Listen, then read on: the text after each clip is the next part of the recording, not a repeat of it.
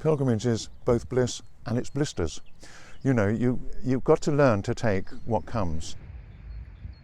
We're at Mynach Cuivan, which is a rather rare 10th century wheel cross in the edge of a field somewhere near Trelawnyd. We chose to come here on the Pilgrims Way because it is just so remarkable and so ancient, and just one of the amazing ancient features around here. I mean, it might have been a preaching cross, it might have been a memorial for something. Nobody seems to know quite what it is. We pass it on the very first day of the Pilgrims Way, having started at Basingwerk Abbey at Greenfield, and come up past the famous Holywell, the Lords of Wales. And we then go up over the hill above Holywell, from where you can actually begin to see Snowdonia. It's a phenomenal viewpoint, and you can look right the way up the Lancashire coast as well. So we come down from there to Pantassath, and from there we're walking all the way to Llanasa, which is the end point as far as the first day goes. It's about 12 miles or so, and then down along to St Asaph as well, which is the second day.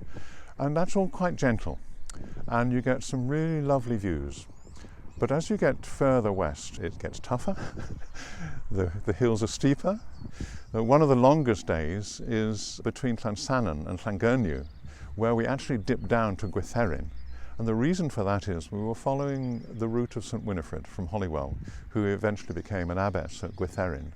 And so we wanted to dip down there and then back up towards Llangyrnu. But there's several steep climbs that day, and that usually exhausts most people. And from there you're beginning to head into the foothills of Snowdonia.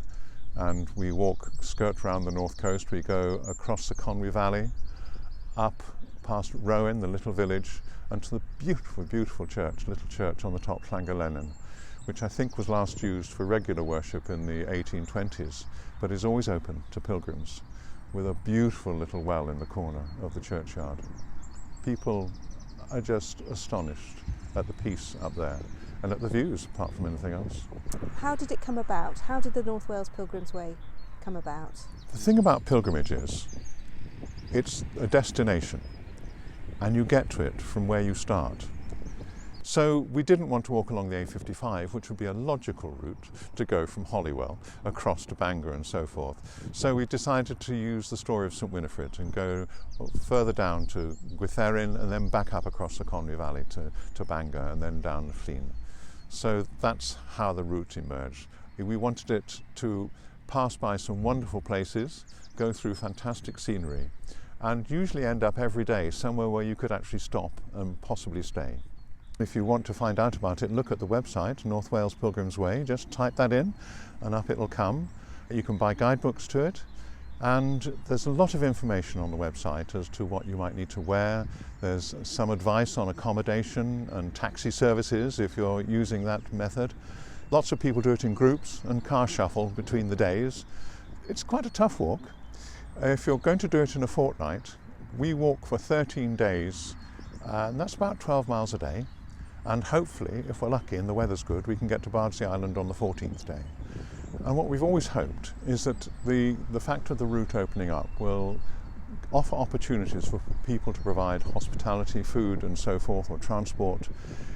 It's been a bit slow this side of the Conwy Valley. We could do bunkhouses and all sorts of cheap accommodation as well, but we do hope that after this there'll be an upsurge, and there will be, of interest in it, and that we can persuade people to take up those offers and think, actually there's a chance here to expand our business or even develop one.